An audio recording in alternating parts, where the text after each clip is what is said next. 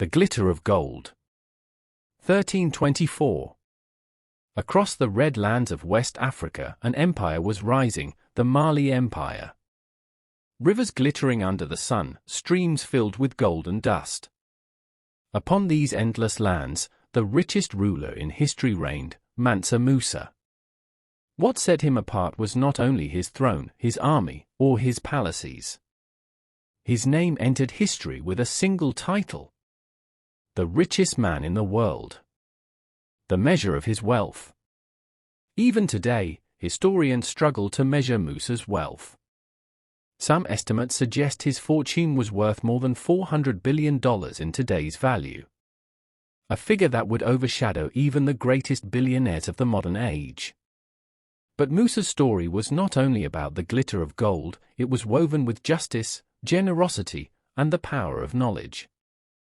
Mali, the land of gold. In the 14th century, Mali controlled the trade routes of the Sahara Desert in the heart of Africa.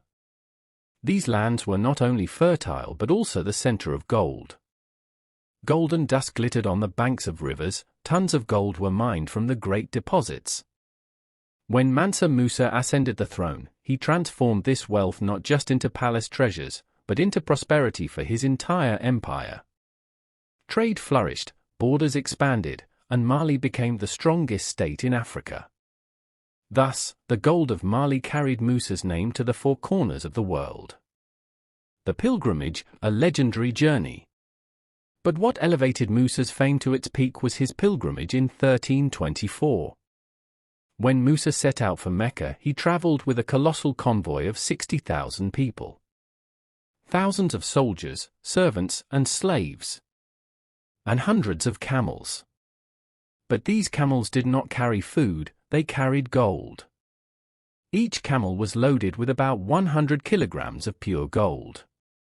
When the caravan reached Cairo, Musa became the most generous ruler history had ever seen.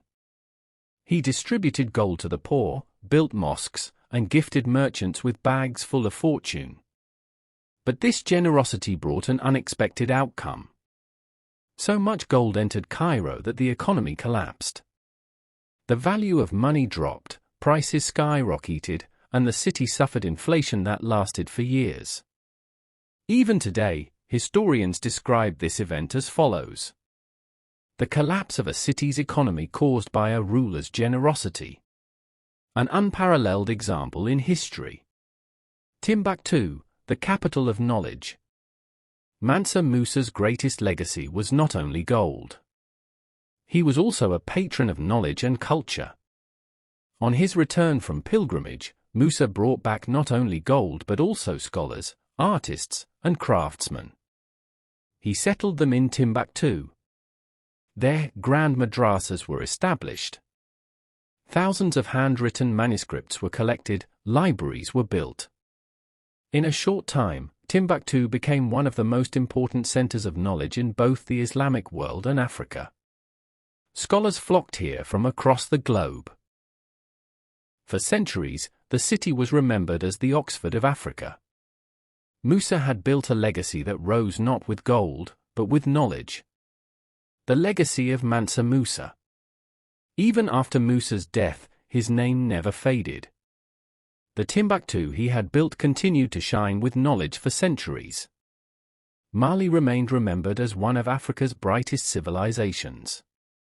Even today, Musa's wealth cannot be measured precisely. But one undeniable truth remains. Mansa Musa was the richest man in history.